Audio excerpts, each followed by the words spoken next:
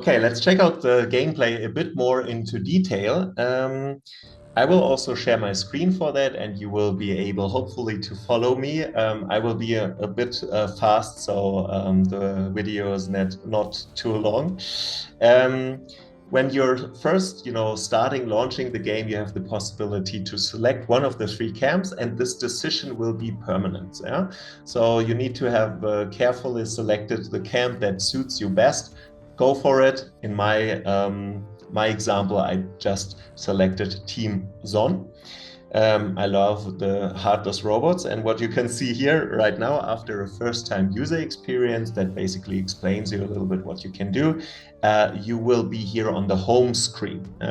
And this home screen is quite important because it will allow you to access all the functionalities. On the top right-hand side, you can see the two resources. The blue coins are the so-called community resources, and they allow you to be active as a camp. Your entire camp collected these resources in order to win the game at the end. They're required to win the game at the end. And the other ones are the so-called individual citizen points, and these are the coins that I collect as an individual. On the top left-hand side is the profile that you can activate. And what you can see here is like the experience points that I gained, the level that I have, the cards that I collected so far, and I have the possibility also to customize my profile. So I can customize my avatar, I can, buy new equipment for them. I can also, here on the top right, unlock new avatars entirely. But yeah, let's go for this one. I like that one.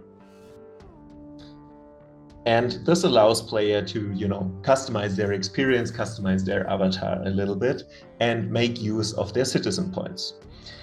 The most important part of this home screen, perhaps, is the area control game, the govern game, because this will tell us who will win the game at the end.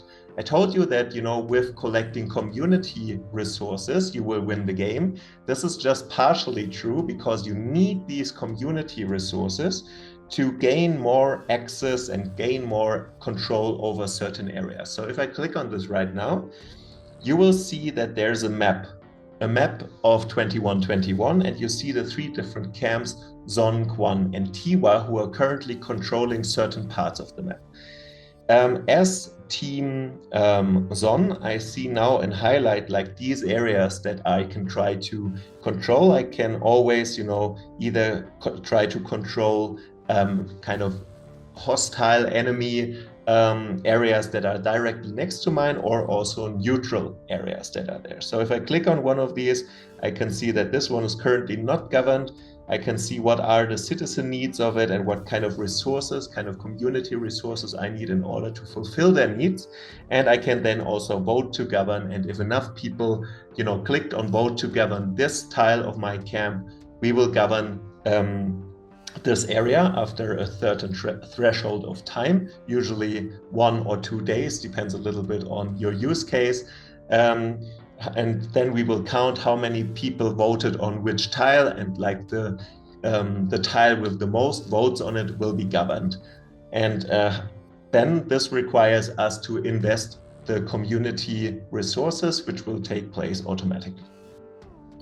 So summarizing, we're voting for tiles that we want to govern, and the one with the most votes will be governed by automatically distracting the community resources that are necessary to govern this tile.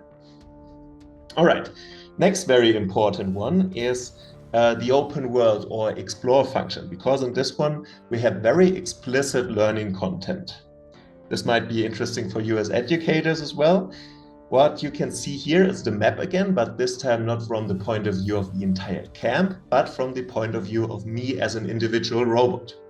And I can, for instance, click on this tile right here to explore it. What is like the story behind this? Who is living there? So I can try to explore this tile, and I am getting presented a narrative story, something that is connected to the 2121 world.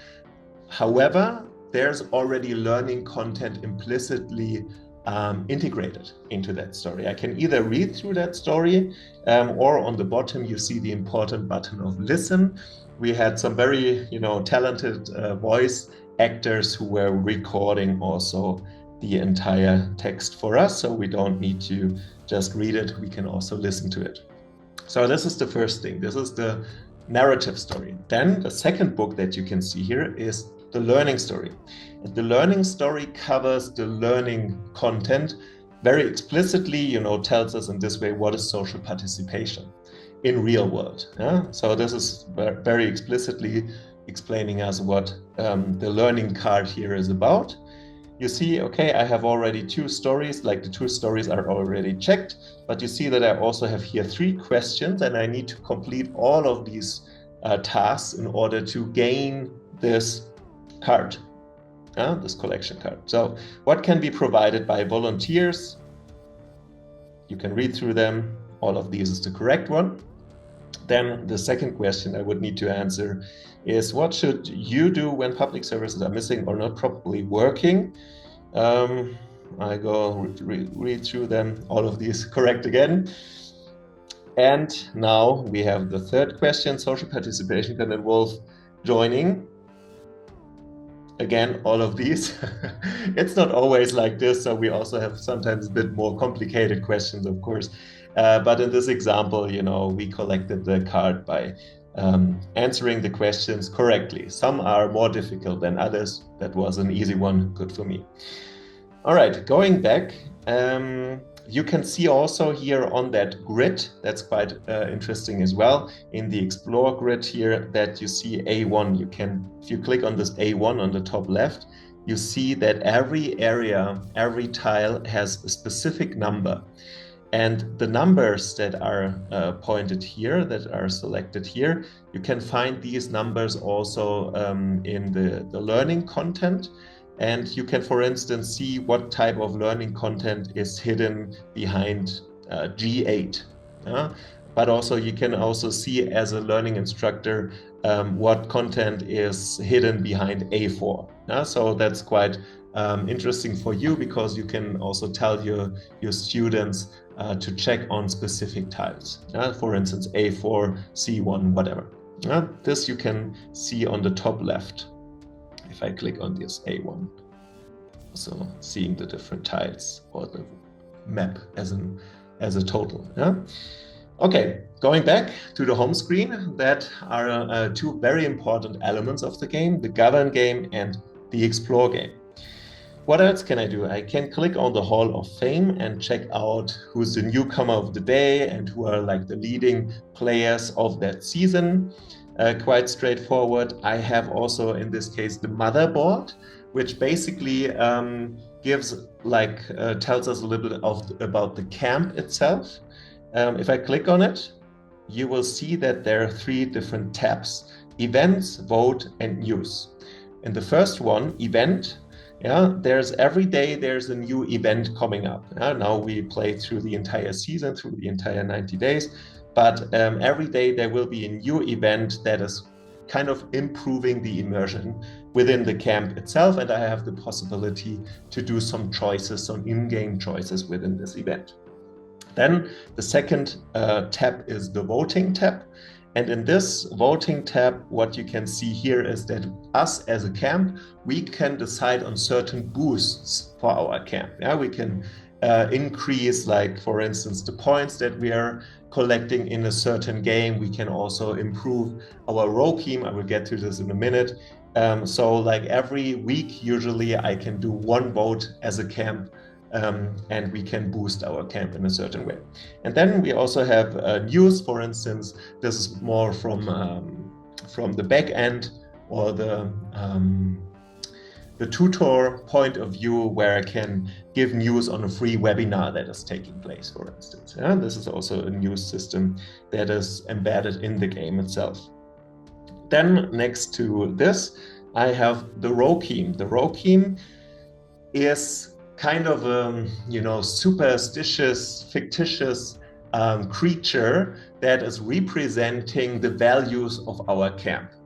in this case, it's a super powerful robot, but also like in the case of Kwon, the Rokim is a very big tree, you know, like a super healthy tree. In terms of Tiwa, it is like a super powerful humanimal, very strong and resilient. Yeah? So it's kind of a representative of the camp, and I can also interact with this creature as a small robot and you know, go there, play with this one, and with it, when I play with it, this will open a mini game that is kind of fitting to the environment here. I need to code a little bit and need to use the binary, get to the binary 7.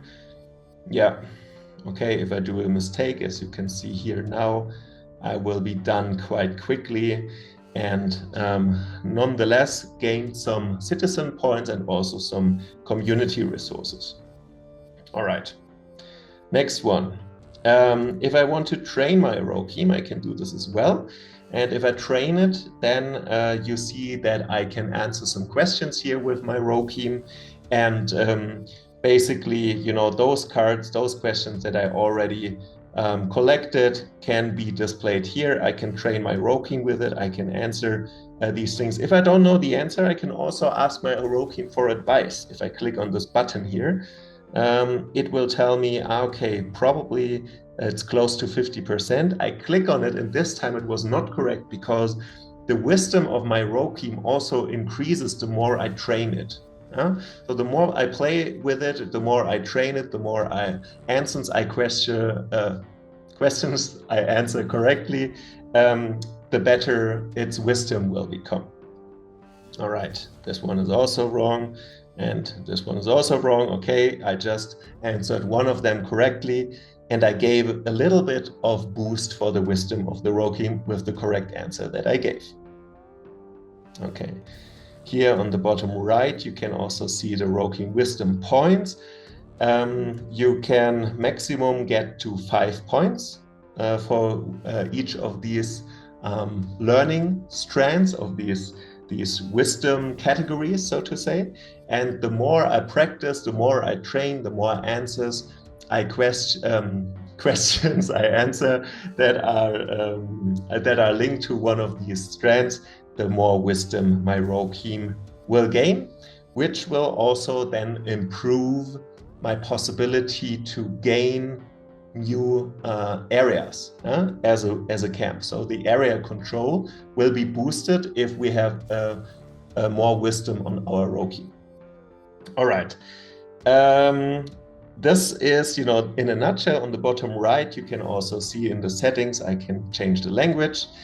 And yeah, this is just very quickly going through the most important functionalities of the game. As you can see, there's a lot of things that you can explore. No worries, you don't need to understand everything by now. Just, you know, throw your players into the cold water, let them explore by themselves, and, you know, get an overview about like the entire functions of the game 2121.